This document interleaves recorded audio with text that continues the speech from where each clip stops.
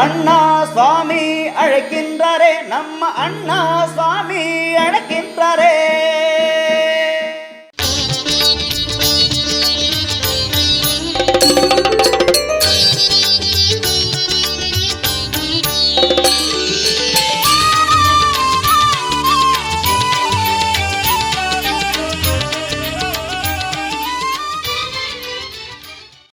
மாயன் மயம் நேயர்களுக்கு அன்பார்ந்த வணக்கம். நம்ம கூட லக்ஷ்மி நரசிம்மர் ராமானுஜர் ஜிஆர் இருக்காரு. நம்ம கூட நிறைய விஷயங்கள் ஜோதிடம் மற்றும் ஆன்மீக ரீதியாக பேச போகிறோம். வணக்கம் குருஜி. வணக்கம். எப்படி இருக்கீங்க? நல்லா இருக்கம்மா. உங்களை சந்தித்ததில் மிக்க மகிழ்ச்சி. இப்போது குரு பயிற்சி வரப்போகுது. எனக்கு ஒரு சந்தேகம். வருடம் குரு பயிற்சி வந்துட்டு தான் இருக்குது. நிறைய விஷயங்கள் தெய்வ வழிபாடாக இருக்கட்டும், இல்லை நிறைய பரிகாரங்களாக இருக்கட்டும், மக்கள் செஞ்சுட்டு தான் இருக்காங்க. ஆனால் இந்த பிரச்சனைகள் என்னமோ தீராமல் இருந்துகிட்டே இருக்கே குருஜி, இது ஏன் தெரிஞ்சுக்கலாமா? ஒரு அருமையான கேள்வி. மாயன் மயம் ஆன்மீக சகோதர சகோதரிக்கெல்லாம் என்னுடைய ஆசீர்வாதத்தை தெரிவித்துக் கொள்கின்றேன்.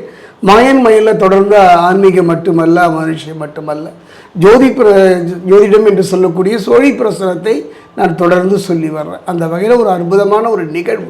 ஒரு மனிதனுடைய வாழ்க்கையில் பார்த்தீங்கன்னா, மனிதன் கலங்கி போகிறான், கண்ணீர் சிந்துறான்.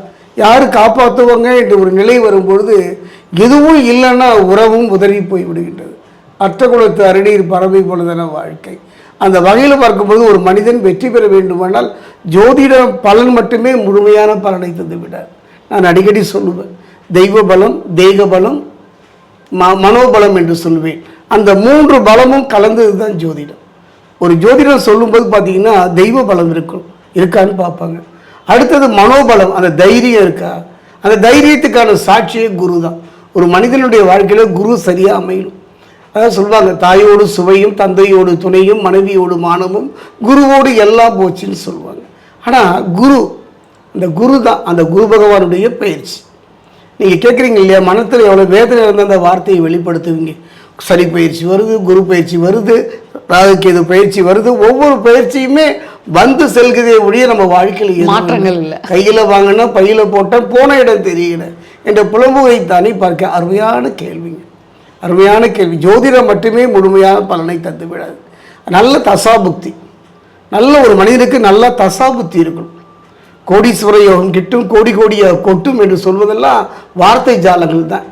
அதே நேரத்தில் தெய்வ பலம் நமக்கு வேணும். அந்த தெய்வ பலம் இருக்கணும். அப்படி இந்த தெய்வ பலம் இருந்தால் மட்டுமே முழுமையாக நம்ம அனுபவிக்க முடியும். கொடுப்பவன் குருவாக இருந்தாலும், பார்ப்பவன் குருவாக இருந்தாலும், அதை தடுப்பவன் யாருன்னா சனி பகவான். கர்மா தானே. அந்த வகையில் பார்க்கும்போது அருமையான கேள்வி கேட்டீங்க. நீங்கள் சொன்ன மாதிரி 12 ராசி 27 நட்சத்திரத்துக்கான எந்த ஆலயம் சென்று வழிபட்டார், அதாவது ஒரு பூட்டு இருக்குமா, அந்த பூட்டை சரியான சாவி இருந்தால் தான் திறக்க முடியும். நீங்கள் தங்க சாவியே வச்சிருந்தாலும் திறக்க முடியாது. அப்போ இந்த கர்மா, இப்போ உதாரணமாக மேஷராசி இந்த குரு பயிற்சி 2026 சென்று வழிபடக்கூடிய ஆலயத்தையும் தெய்வத்தையும் நான் சொல்கிறேன்.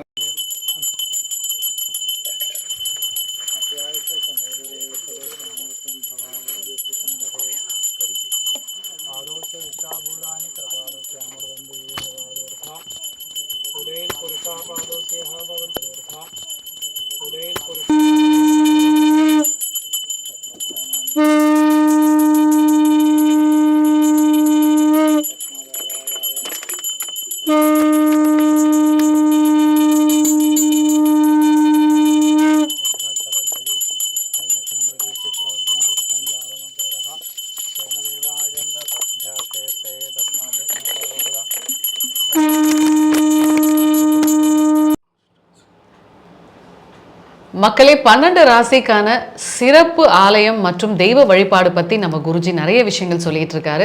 இது போன்ற நிறைய முக்கியமான தகவல்கள் உங்களுக்கு தெரியணும், நீங்கள் பார்க்கணுன்னா நம்மளோட மாயன் மயம் சேனலை மறக்காமல் சப்ஸ்கிரைப் பண்ணுங்கள்.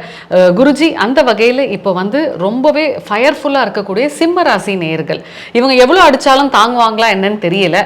ஒரு சில பேர் சொல்கிறாங்க இவங்களுக்கு நிறைய கஷ்டங்கள் வரும் அப்படின்னு சொல்லிட்டு, சில பேர் சொல்கிறாங்க அப்படிலாம் ஒன்றும் கிடையாது, இவங்க எவ்வளோ பிரச்சனைகள் வந்தாலும் பேலன்ஸ் பண்ணிடுவாங்க அப்படின்னு. ஸோ நீங்கள் உங்கள் வாயால் சொல்லணும், இந்த சிம்மராசி நேயர்கள் எந்த கோவிலுக்கு போய் எந்த தெய்வத்தை வழிபாடு செஞ்சால் கஷ்டங்கள் தீரும்? மாயன் மயம் ஆன்மீக சகோதர சகோதரிகளே, ஒரு மனிதன் வெற்றியை நோக்கி நகர வேண்டுமானால் அவன் 3 அவனிடம் இருந்தே தீரணும். தெய்வ பலமும் தேக பலமும் மனோபலம் என்று சொல்லக்கூடிய 3 பலம் இருந்தால் மட்டுமே அவன் முழுமை பெற முடியும். அந்த 3இல் 1 குறைந்தாலும் அவன் மனம் ஜோதிடத்தை நாடுகின்றது. அதன் மூலமாக அந்த பிரச்சனையை தீர்ப்பதற்கான ஒரு முறையை நாடுகின்றார். என்னை பொறுத்த வரைக்கும் 2026 3 பயிற்சிங்க. ஒன்று குரு பயிற்சி, சனி பயிற்சி, இந்த வருடத்தினுடைய இறுதியில் ராகு கேது பயிற்சி. சனி பயிற்சி கடந்து சென்று விட்டது, கர்மாவின் பலனை தந்து கொண்டிருக்கின்றது. அது பார்த்தீங்கன்னா இந்த மாதம், அதாவது வாக்கிய பிரகாரம் பார்த்தீங்கன்னா மே மாதம் 26, திருக்கணித பிரகாரம் பார்த்தீங்கன்னா ஜூன் மாதம் 2ஆம் தேதி பயிற்சியாகிட்டார். எங்கே மிதுனத்திலிருந்து கடகத்துக்கு பயிற்சியாகின்றார்.